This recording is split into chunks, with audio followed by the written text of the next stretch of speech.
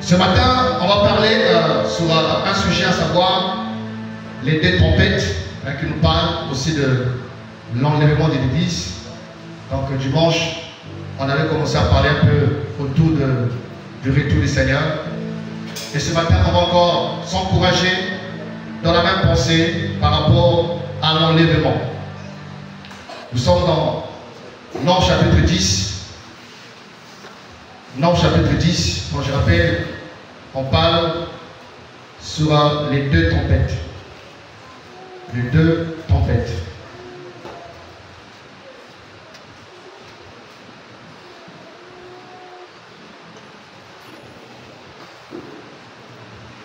Nombre chapitre 10, versets 1 à 2, ou à 4, si possible.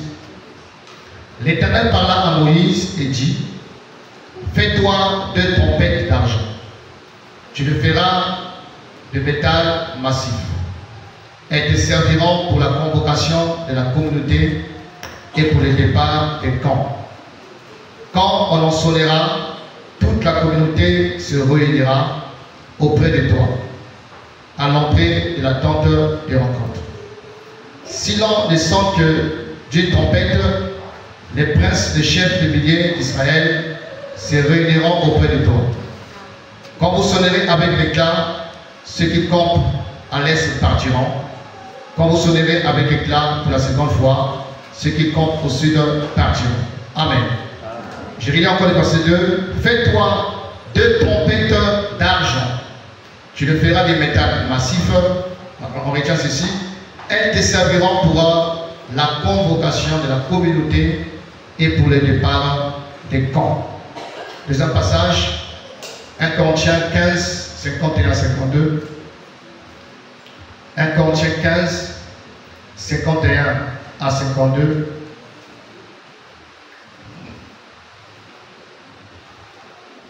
Voici, je vous dis un mystère. Nous ne mourrons pas tous, mais nous serons changés. En un instant, en un clin d'œil, à la dernière trompette. On retient quoi? La dernière trompette.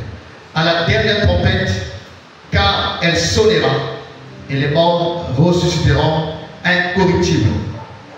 Et nous serons changés. Il faut en effet que ce corps corruptible revête l'incorruptibilité et que ce corps mortel revête l'immortalité. Amen.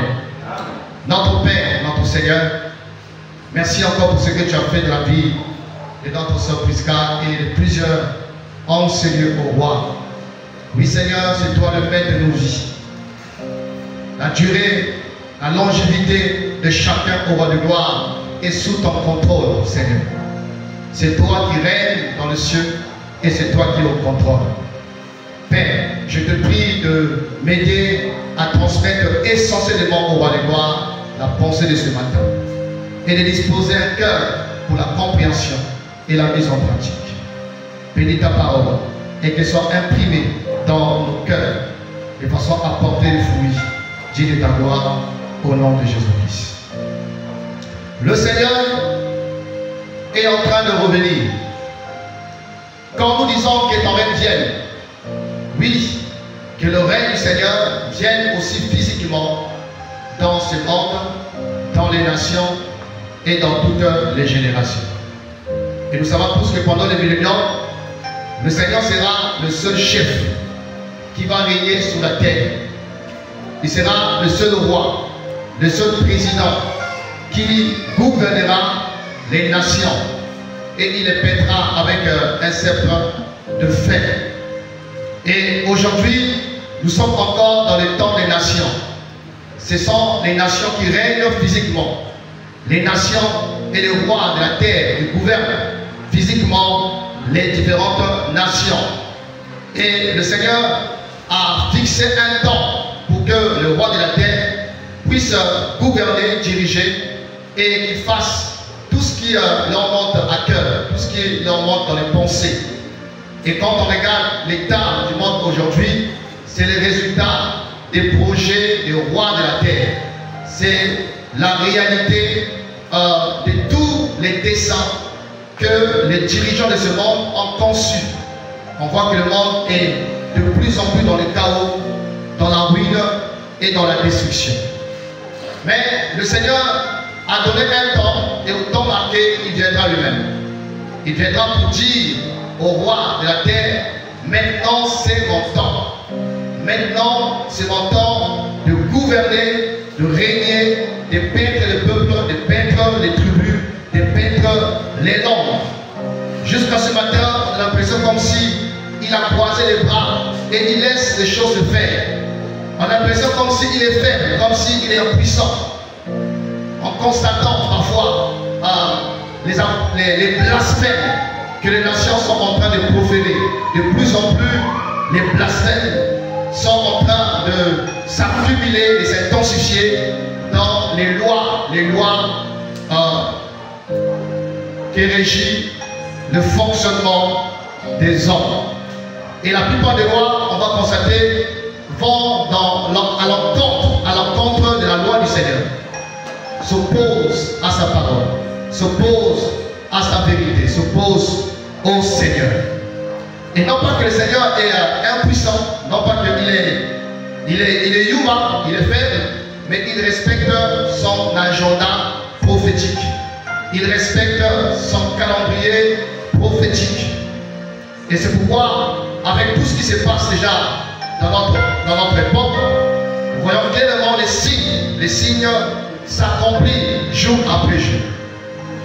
Un jour, les disciples ont demandé au Seigneur quel sera le signe de ton avènement et de la fin du monde. Ils ont demandé quel sera le signe. Et quand Yeshua répond, il ne donne pas seulement un signe, mais il donne des signes. C'est-à-dire qu'un assemblage de plusieurs signes qui vont précéder son retour glorieux. Et dans ces signes, nous retrouvons des signes politiques, des guerres, bruit des guerres. Nous retrouvons des signes sociaux, voire les temps de Noé et de Lot caractérisés par l'homosexualité, la méchanceté, la corruption, la criminalité dont nous sommes tous témoins. Des signes géologiques, des signes liés aux faux prophètes, donc les signes religieux. Il y aura l'émergence des faux prophètes, des faux messies, dont vous et moi, nous sommes témoins. Alors, ces signes sont comme des alarmes, comme des sonnettes, qui sont censés attirer notre attention par rapport à l'heure à laquelle nous sommes. Ces signes ont été donnés pour nous réveiller, pour nous conscientiser, pour nous montrer que nous devions de plus en plus nous examiner, laver nos robes, parce que le Seigneur est en train de revenir en toute vitesse. Il règne et il vient pour régner. Et nous régnerons physiquement avec lui. La Bible dit que si nous souffrons avec lui, nous régnerons aussi avec lui. Mais si nous les régnons, lui aussi, il nous régnera. Présentement, c'est un temps de souffrance physique. L'Église passe par des moments de plus en plus difficiles. La persécution mondiale destinée à tous les saints arrive. Dans les jours qui arrivent, il y aura une vague de persécution contre la vraie Église de Jésus. Une vague de persécution contre ceux qui gardent le témoignage de l'agneau. Alors, quant à nous, l'Église, nous n'attendons pas l'apparition de l'homme impie. L'Église n'attend pas le gouvernement de l'homme impie, donc le gouvernement mondial. Mais l'Église attend l'époux. Alléluia. Nous attendons l'époux qui nous a fait une promesse, qui a plusieurs demeures dans la maison de mon Père. Je m'en vais préparer une place et je reviens vous chercher pour que là où je suis, vous y soyez. Et par rapport à ce grand rendez-vous, à ne pas manquer, à ce grand rendez-vous qui concerne les amoureux, qui concerne les intimes de Yeshua, les intimes de Jésus, nous avons des directives de la parole pour nous aider à ne pas passer à côté, pour nous aider à ne pas être surpris par les événements.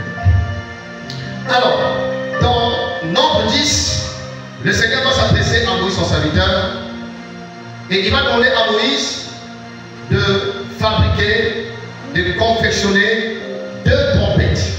Pas 3, pas 4, mais 2 trompettes.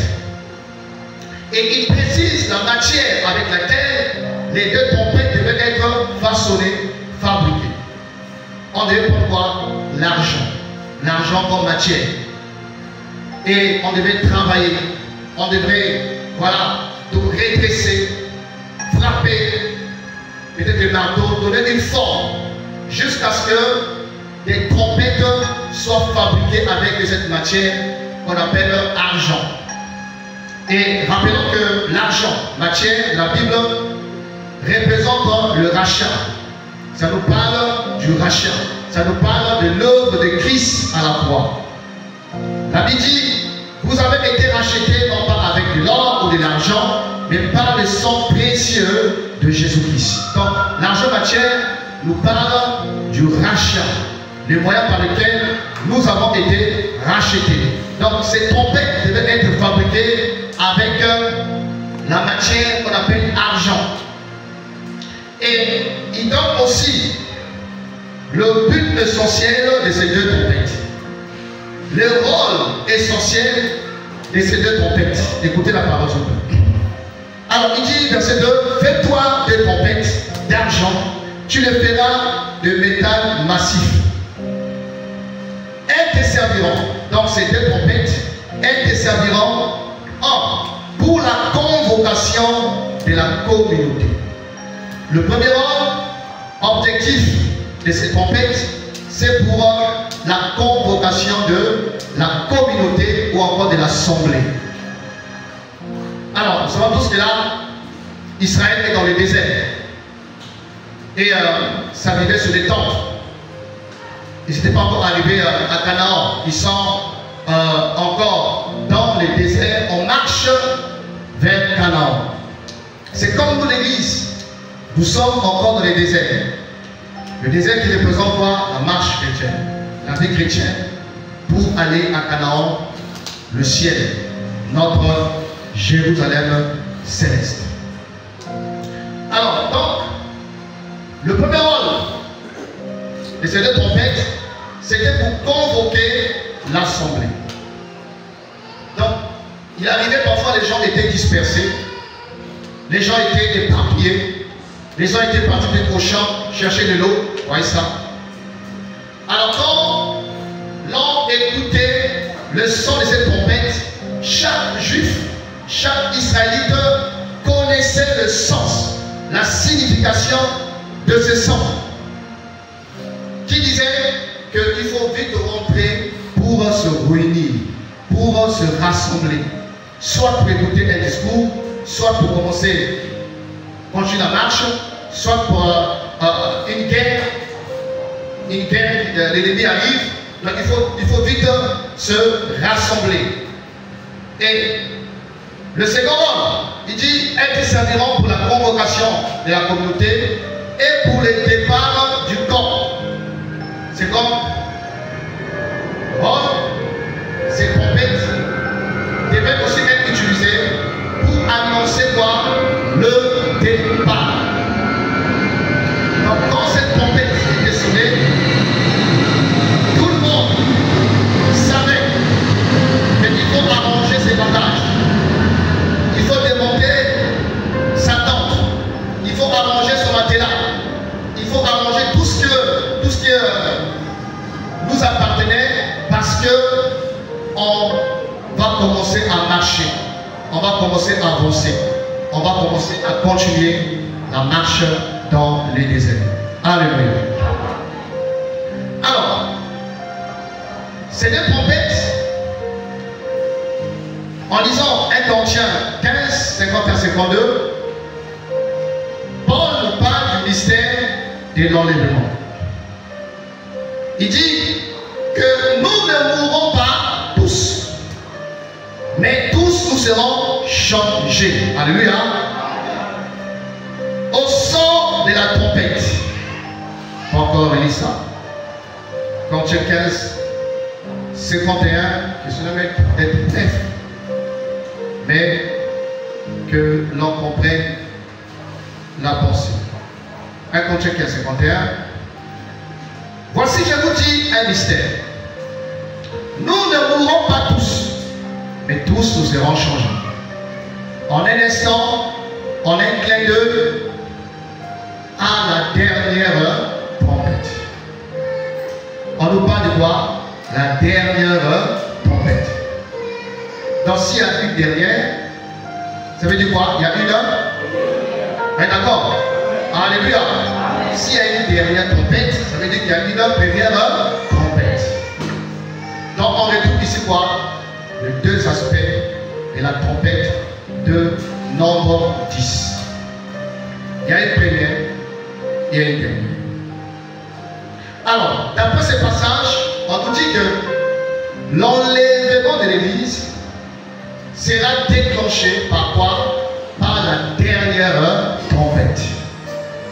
Tant que la dernière trompette n'a pas sonné, la dernière trompette n'a pas retenti, l'Église ne partira pas et ne sera pas enlevée.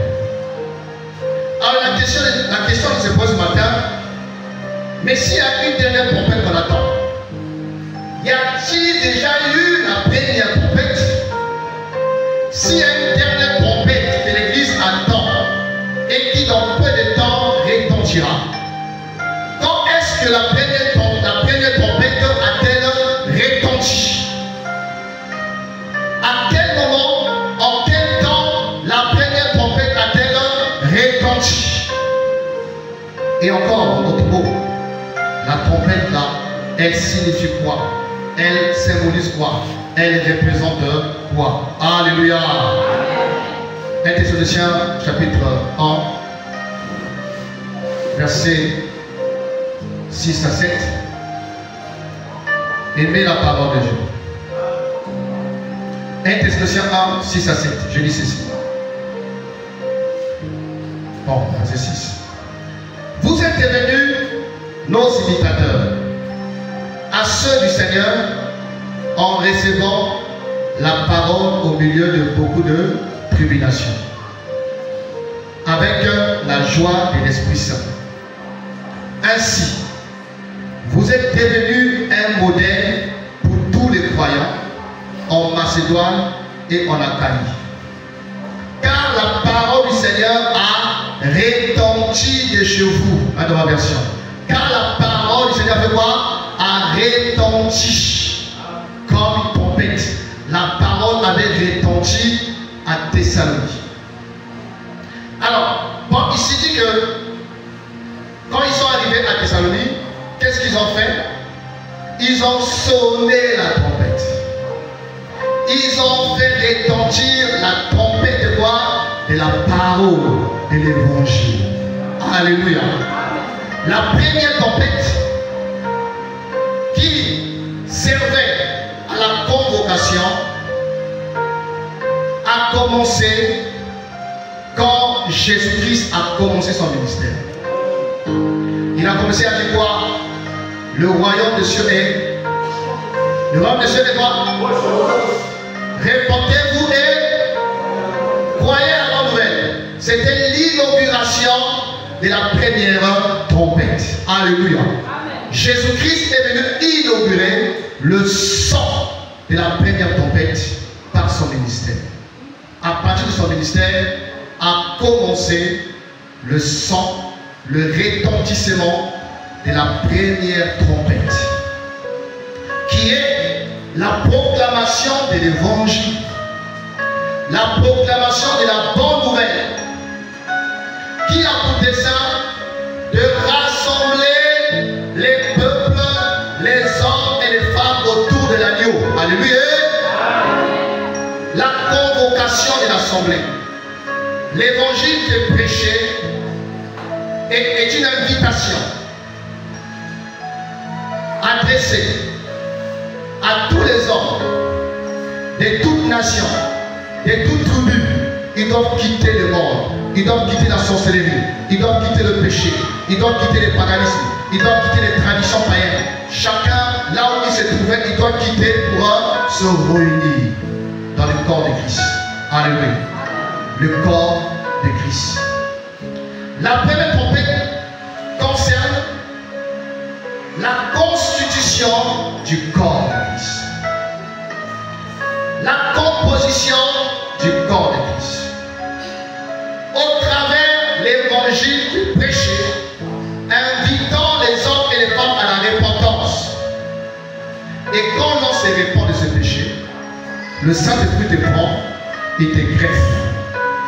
Le Saint-Esprit te prend, il t'incorpore. Le Saint-Esprit te prend, il t'ajoute dans le corps. La composition de l'assemblée qui doit se préparer pour l'enlèvement. Jusqu'à ce matin, nous sommes encore dans l'ère, la vague, la saison de la première trompette qui agit pour la convocation des hommes et des femmes à se repentir, à grandir, à se préparer à la rencontre du Seigneur. Donc l'Église a pour vocation de faire retentir, comme dans Thessalonique, de faire retentir la trompette de la parole.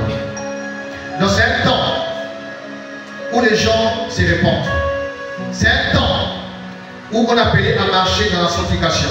C'est un temps où on appelait, les amis, à laver nos robes, à nous examiner. C'est un temps où on appelait à se préparer. C'est un temps que le Seigneur nous donne de pouvoir mettre de l'ordre dans notre vie. Alléluia. Si tu as donné ta vie au Seigneur, c'est que tu as répondu à quoi? À la première trompette. L'Église est composée des hommes et des femmes qui ont perçu la première trompette et qui ont répondu. La Bible dit dans Actes 7, Elohim Dieu, sans tenir compte des temps d'ignorance, il ordonne à tous les hommes que tous en tout lieu, ils doivent se repentir.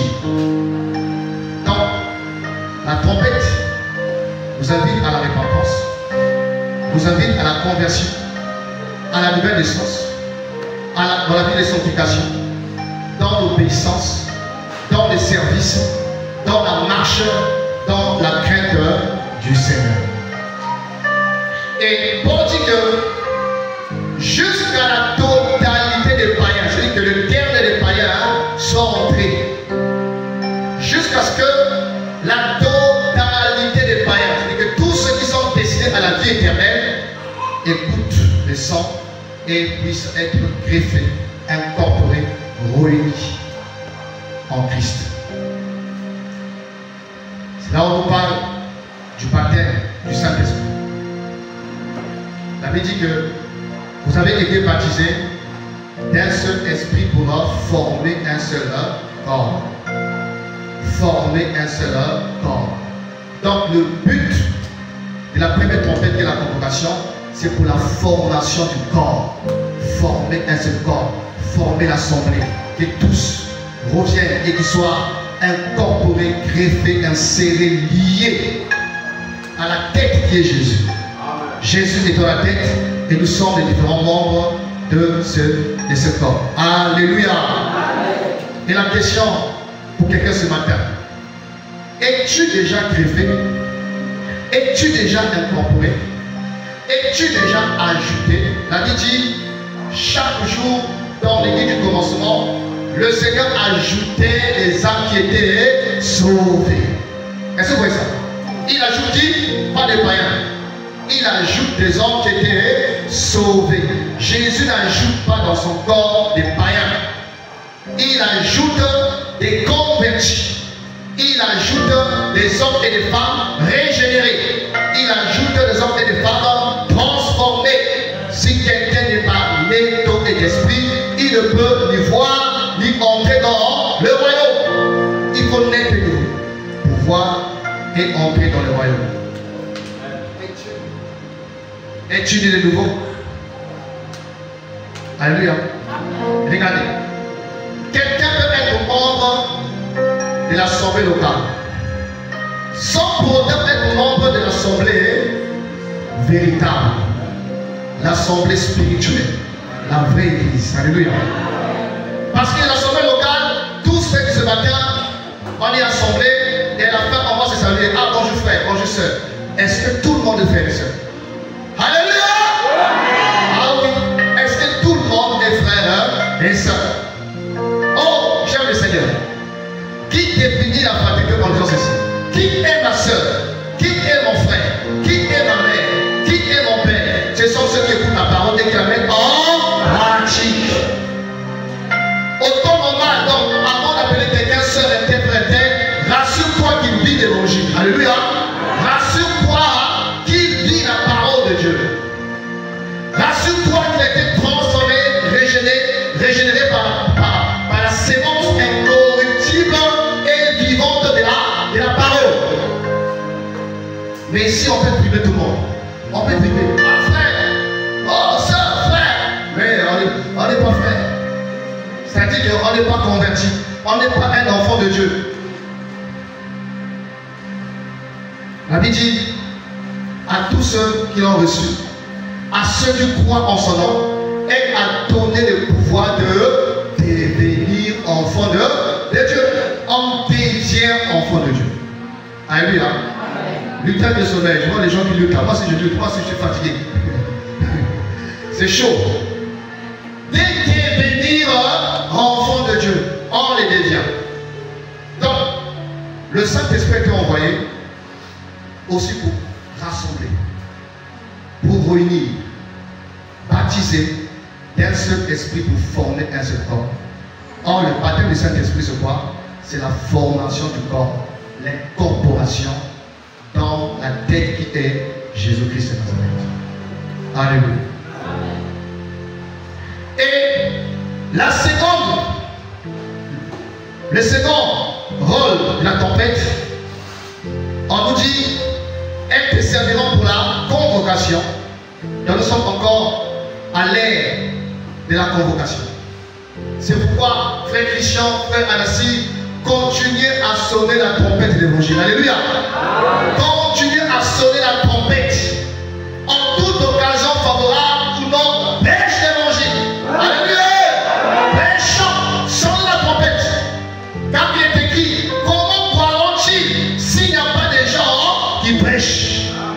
Comment croiront-ils? Il faut qu'on prêche par notre outil, par notre parole. Il faut qu'on sonne le son de la trompette. Et c'est le privilège de tous les enfants de Dieu. Ce n'est pas seulement réservé aux prédicateurs. Tous, on doit sonner la trompette qui invite les hommes, les femmes à se repentir pour être incorporés, pour se réunir, pour se rassembler, pour devenir membre de l'assemblée spirituelle, la vraie assemblée des amis. Donc il est écrit, Dieu connaît ceux qui l'appartiennent. Parce qu'ils ont rempli les conditions. Nous sommes dans cette période du retentissement de la trompette, invitant à la repentance, à la consécration, à l'affermissement, à l'enracinement. Donc, on se répand de nos péchés et on doit s'enraciner encore, on doit se consacrer, on doit laver nos robes, on doit se préparer comme il est écrit, prépare-toi à rencontrer ton Dieu. La préparation. Et au temps marqué, il y aura la seconde trompette, qui est la dernière, qui a pour but, on dit encore, elles te serviront pour la convocation de la communauté et pour les départs des camps. Les départs des camps. Les départs des camps, ici nous parlent de quoi? Du voyage. Alléluia. Le voyage chez nous à la maison. Donc, la dernière trompette qui retentira pour annoncer quoi? Le départ. Le départ pour aller où? Pas aux États-Unis. Le départ pour aller où? Pas en Chine. Le départ pour aller pas en Angleterre. Le le départ pour aller à la maison.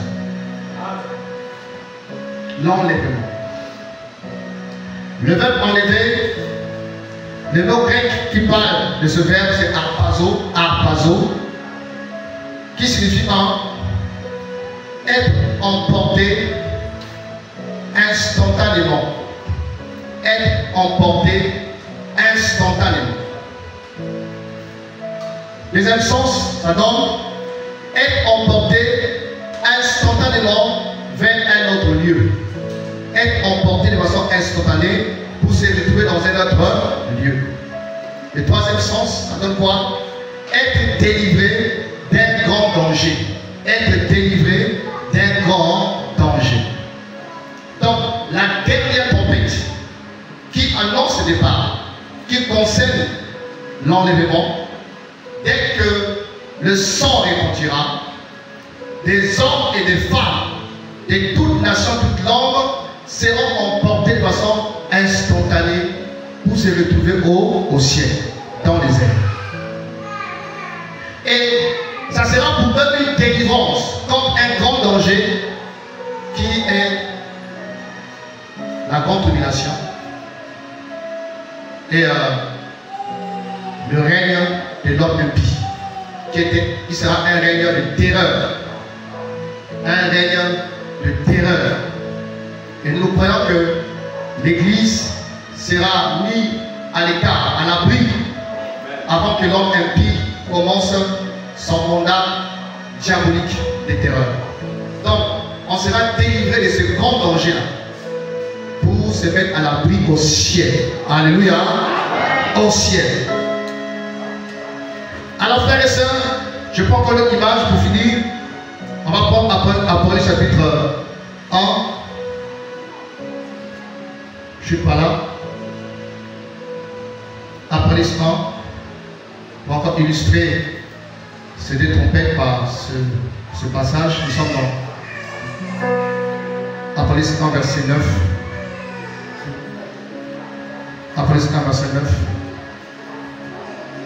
Moi, Jean, qui suis votre frère, et qui prend part à la tribulation, à la royauté et à la persévérance en Jésus.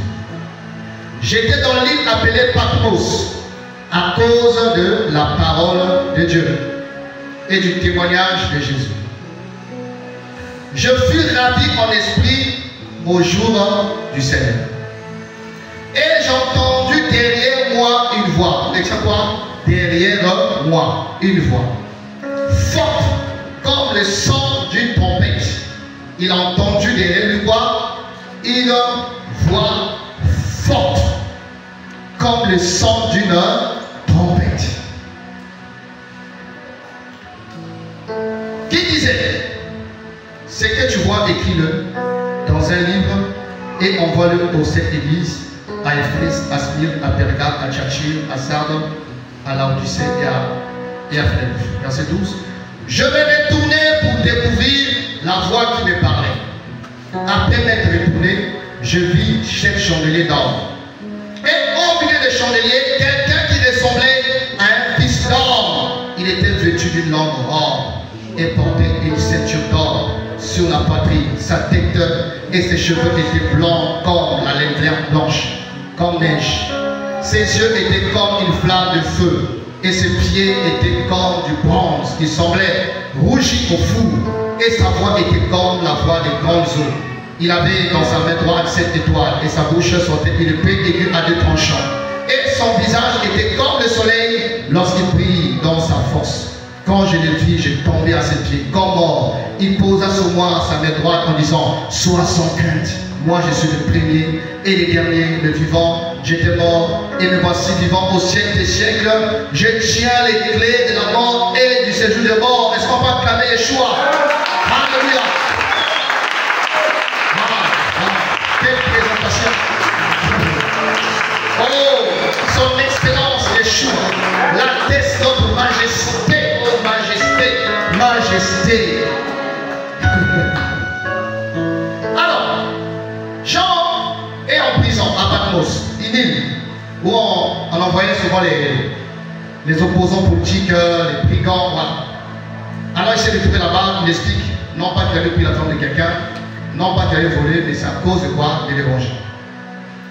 Et un jour, le Seigneur, dans sa souveraineté, a décidé de se révéler à son serviteur. Alors Jean était là, il dit que j'ai entendu une voix qui ressemblait à quoi? Au son de quoi? D'une trompette. C'est pourquoi, simplement, le son de la trompette, en fait, c'est la voix du Seigneur. C'est la parole, c'est la voix du Seigneur. Qui appellera ses brebis? Il dit, mes brebis entendent ma voix. C'est pourquoi, si tu n'es pas brebis, quand ce son retentira, tu seras incapable de pouvoir le percevoir. N'écouteront le son de la trompette que ceux qui sont réellement les brebis. N'écouteront le son de la trompette que l'épouse qui reconnaît la voix de son époux. Et l'épouse et l'église disent, viens Seigneur. L'église aspire à voir son époux. L'église est pressée. L'église est passionnée. L'église est impatiente de rencontrer son époux. C'est pourquoi l'esprit et l'épouse disent, viens. Et tellement qu'on attend sa venue, tellement qu'on désire être avec lui, tellement qu'on se prépare à les rencontrer, facilement, on sera capable de pouvoir identifier sa voix parmi 1000 voix. Identifier sa voix parmi 1000 voix. Alléluia. Il entend le son de la trompette, la voix du Seigneur. Mais il lui parle de derrière. Bizarre. Pourquoi est-ce que le Seigneur parle à son serviteur de derrière? Pourquoi il n'a pas apparu, il ne s'est pas révélé à lui par la face, par les devants? Pourquoi est-ce que par derrière? Au point, il dit que je me retournais pour voir la voix qui me parlait. Alléluia. Il a fallu qu'il se retourne. Ça veut dire quoi? La position dans laquelle se trouvait Jean n'était pas favorable pour voir le Seigneur. Là où ses pensées, là où ses yeux étaient fixés, orientés, étaient défavorables pour voir le Seigneur. Mes amis, il y a attitude et attitude. Il y a posture et posture. Il y a disposition et disposition. Il y a des dispositions dans lesquelles l'on ne peut pas voir. Il y a des attitudes dans lesquelles on ne peut pas voir. Il y a des postures dans lesquelles on ne peut pas voir. Il se retourne. Et ça, c'est l'image de quoi? La première trompette. Qui nous invite à quoi? À se retourner. Repentance. Changer de quoi? De direction. Est-ce que vous voyez ça? Changer de direction. La direction dans laquelle il était n'était pas favorable. Il fallait se retourner pour être dans la bonne direction où tu peux voir le Seigneur, l'écouter, le contempler, l'adorer, avoir une relation, avoir une intimité avec lui. Alléluia. Donc, la première trompette que Jean entend a eu pour conséquence le retournement. Jean s'est retourné pour voir le Seigneur. Et ce qui se fait quand l'évangile est prêché, les gens sont dans des positions bizarres. Les gens suivent une direction souvent opposée à Dieu. Les gens ont une vie à contre-courant de la parole de Dieu. Et l'évangile, quand il est prêché, invite les hommes et les femmes à se détourner pour se tourner. Se détourner, se tourner. Métanoïa, la repentance. Alors, les frères, souvent, nous pensons que la repentance est seulement destinée aux païens. Dans ce temps où nous sommes, l'Église est censée seulement considéré par la repentance. En ce temps où nous sommes, l'Église doit se tourner vers le Seigneur. L'Église n'a pas de temps à tourner le dos au Seigneur. L'Église est dans la distraction. L'Église, mes amis, a perdu la vision. Je ne sais pas l'Église en général. L'Église a abandonné le Seigneur. L'Église a délaissé l'essentiel. L'Église s'attache de plus en plus à la terre. L'Église ne recherche plus le royaume des cieux et sa justice. L'Église a une position défavorable à la gloire de Dieu, défavorable à la visitation, défavorable pour expérimenter la puissance du Seigneur. C'est pourquoi il y a besoin que l'Église puisse se tourner vers le Seigneur pour le voir. Plusieurs, même ce matin, spirituellement en esprit, si on peut le voir en esprit, on va voir le Seigneur qui est derrière nous. Derrière. Jean, qu'est-ce qui se passe? Est-ce le souci? Les fait que tu as te retrouves en prison? Qu'est-ce qui se passe? Tes pensées sont où? Jean, pourquoi tu es agité? Jean, pourquoi tes pensées sont désorientées? Jean, où sont tes regards? Où sont tes priorités? Jean, que recherches-tu? C'est moi le plus important. Là où tu regardes là-bas, c'est pas là-bas. Regarde-moi le plus important. Et tu dois te retourner pour me voir. Alléluia. La première trompette, c'est que l'Église doit se préparer, doit se détourner pour être avec le Seigneur. L'intimité, la communion, soigner la relation, enrichir la relation personnelle avec le Seigneur, enrichir l'intimité avec le Seigneur. J'ai besoin de ça, tu as besoin de ça, nous avons besoin de ça. Malheureusement, de plus en plus, le son de la trompette qui retentit nos églises n'amène pas les gens au retournement, n'amène pas les gens à se repentir, n'amène pas les gens à s'examiner, n'amène pas les gens à se remettre en question. Et les gens sont caressés au son du poids. C'est pourquoi même l'Église, elle doit s'examiner et corriger, réparer, redresser là il faut redresser. Alléluia. Apocalypse 4, verset 1. Là, on a lu que Jean a écouté le Seigneur et sa voix était comme le son de la trompette. Alors il s'est retourné. C'est l'image de la première trompette qui invite à la convocation, au rassemblement, à la repentance, à la consécration. Chapitre 4, verset 1, je dis ceci. Après cela, je regardais, et voici une porte ouverte dans le ciel, telle une trompette. Après cela, je regardais, une porte ouverte dans le ciel. Qu'est-ce qu'il a vu voir? Le ciel ouvert. Pour dire, c'est le temps d'y entrer, de monter.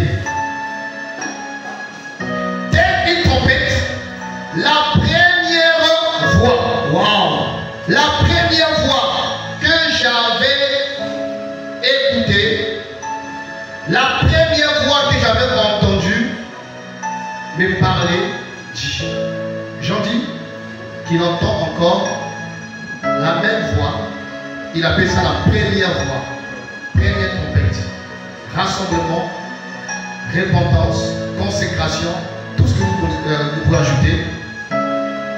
Et il entend encore la seconde fois, la deuxième fois, la même voix qui dit quoi? Monte ici et je te ferai voir ce qui doit arriver dans la suite. Alléluia. Monte ici. Oh mes frères, il s'est retourné. Et quand il se retourne, il a contemplé l'homme de Galilée, l'homme le plus beau. Oh, alléluia. Pourquoi il a pris tout son temps à les contempler et à décrire le Seigneur. Waouh. Il dit ses cheveux ressemblaient comme à la laine, comme de la neige.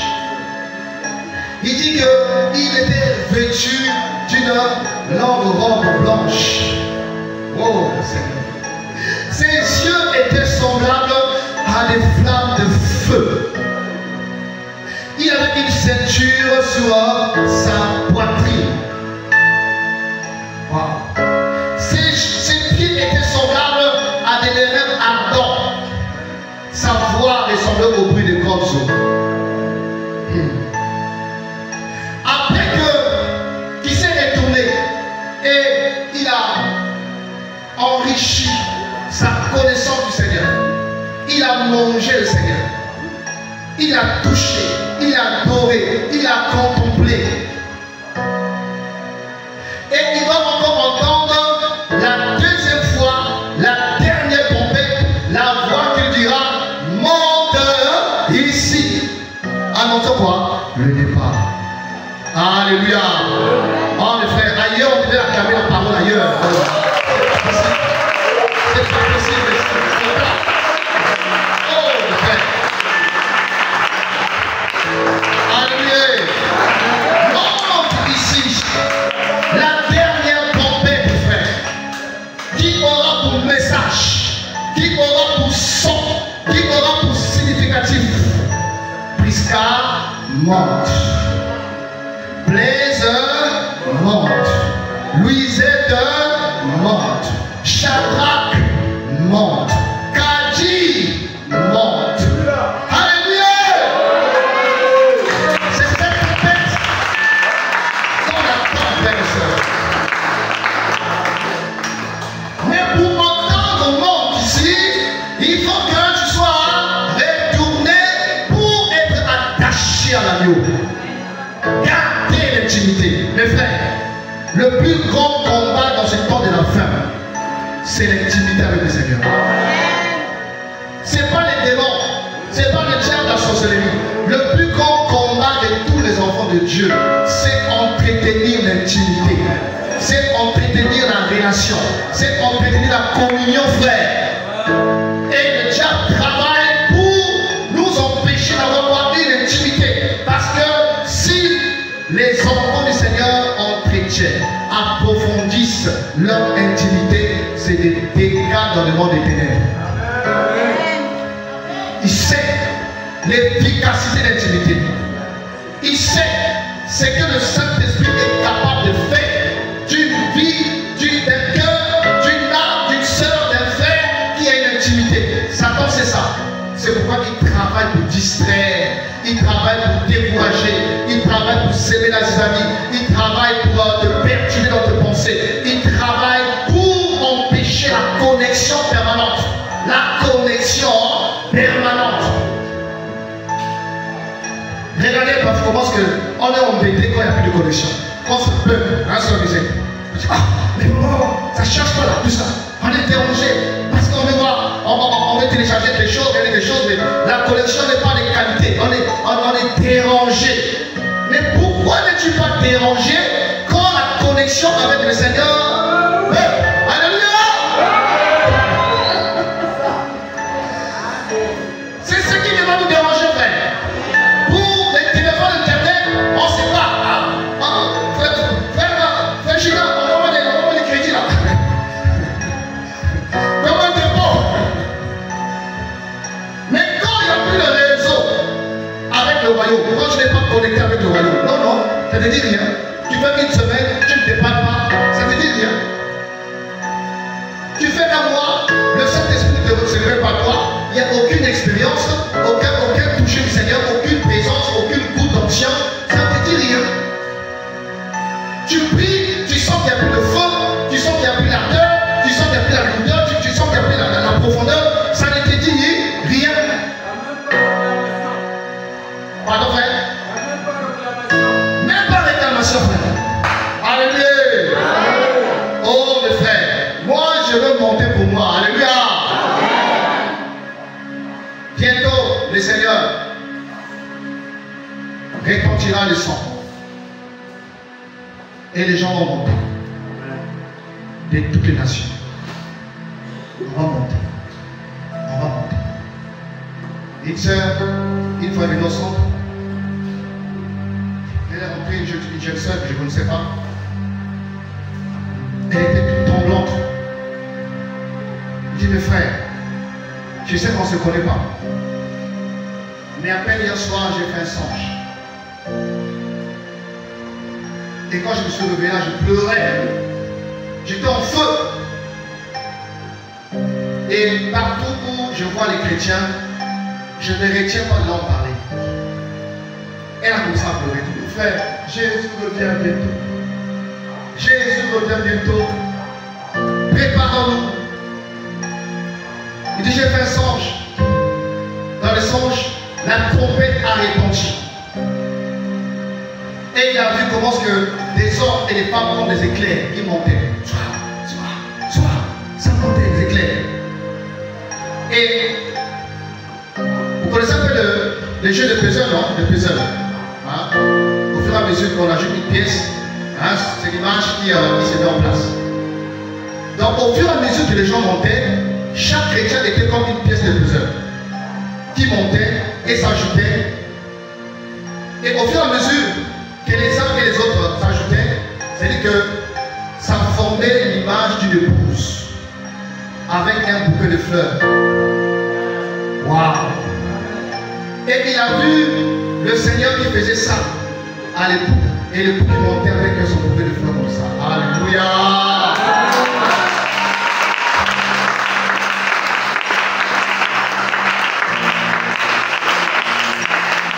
Parce que l'Église et l'épouse et l'Esprit et l'épouse disent viens, Seigneur. Est-ce que tu as cette soif-là? Beaucoup ont perdu l'espérance. Ils ont perdu la soif et la foi en l'enlèvement. Ils vivent, ils servent le Seigneur, ils marchent comme si Jésus ne reviendra pas. Les retours du Seigneur n'ont aucun impact physique, spirituel sur sa personne, sur son foyer, sur son mariage, sur son ministère, sur sa personne. Seigneur, restaure la soif de boire, afin que nous puissions être cette femme qui souffre. Oh, je me souviens avant le mariage, c'est que tu veux que le jour aille vite. Hein, frère, on dort bien. Tu dors bien. Tu dors bien. Tu veux que ça aille vite. Pour découvrir ton jardin.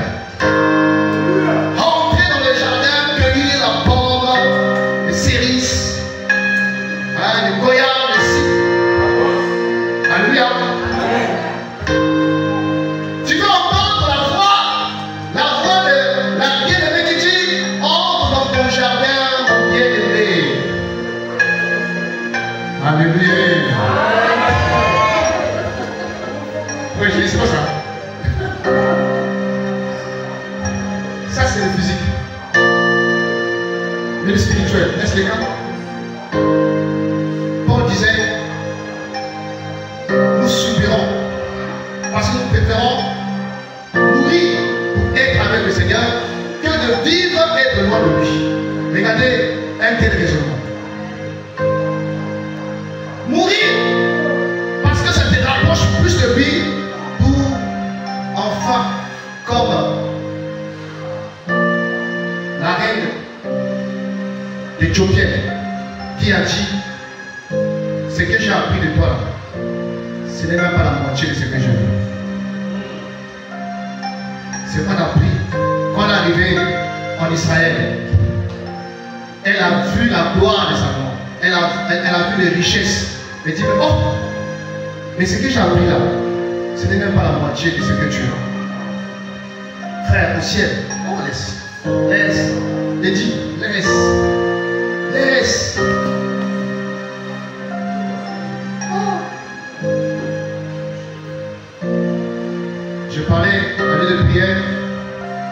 pendant la persécution, comment est-ce qu'on martyrisait les chrétiens, on les tuait.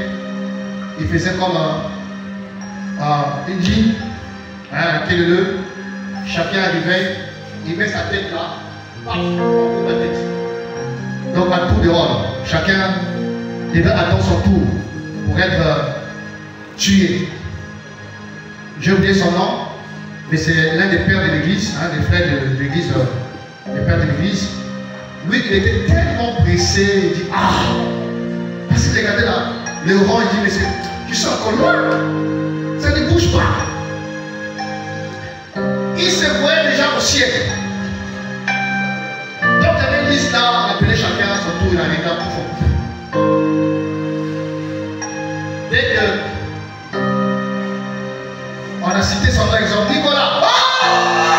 Alléluia! Alléluia! Seigneur, j'arrive! Seigneur, j'arrive! Alléluia! Les gens disent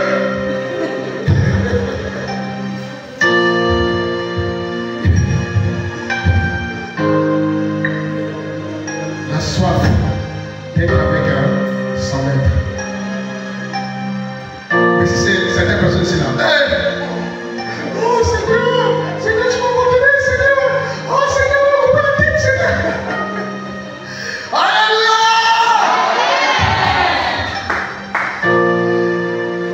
Jésus révèle bientôt, frères et sœurs.